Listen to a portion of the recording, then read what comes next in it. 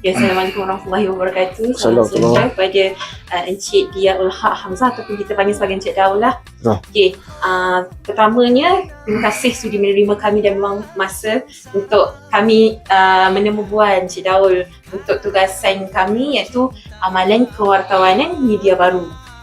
Jadi mungkin Encik Daul kita nak mengenal lah apa lebih mendalam. Encik Daul boleh memperkenalkan diri sikit-sikit lah.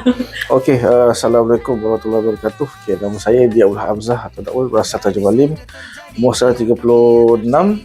Daul dah baru 10 tahun kerja dekat Bandar TV ni sebagai reporter. Sebelum tu Daul intern kat sini kak.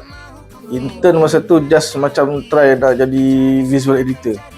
Sebab masa tu Daul suka buat editing video kan. So Daul hantar senyum saja, senyum saja, senyum lagi. Encik Daul lebih pada humanitarian tu lah. Jadi mungkin kita akan mulakan dengan topik gaya penyampaian dan penulisan berita. Jadi sebagai wartawan penyiaran bernama TV, bagaimanakah Encik Daul menyusun gaya penulisan dan juga penyampaian berita ni sesuai dengan segmen penonton zaman sekarang, terutamanya Gen Z lah. Cuma sekarang ni video tu pendek ke panjang, itu dia punya permasalahan.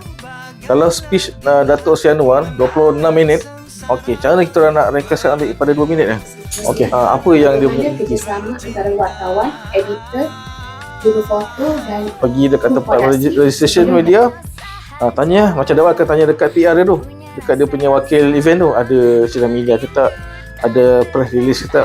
Kita akan beralih kepada bahagian peranan dan aliran kerja wartawan penyiaran. Apakah tanggungjawab utama Encik Daul sebagai wartawan penyiaran di Bernama TV dari mula pemilihan cerita hinggalah kesiaran? Okey.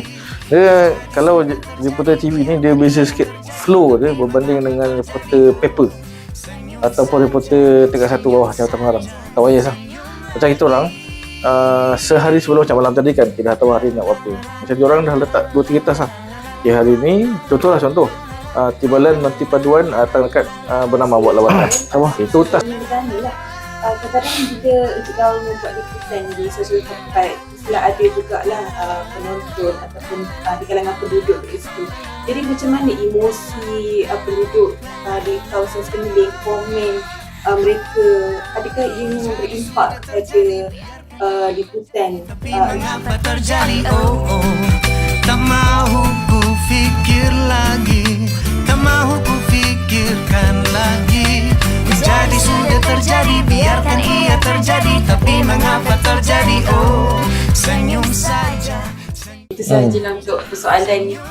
Terima kasih kepada Encik Daul sudi Sama-sama. menjawab semua. Banyak sebenarnya soalan untuk amalan kewartawanan media baru ni. Terima kasih sekali lagi. Sama-sama. FBT ni. Terima kasih kepada Fakulti Bahasa dan Komunikasi atas peluang baru rumah saya wartawan ini.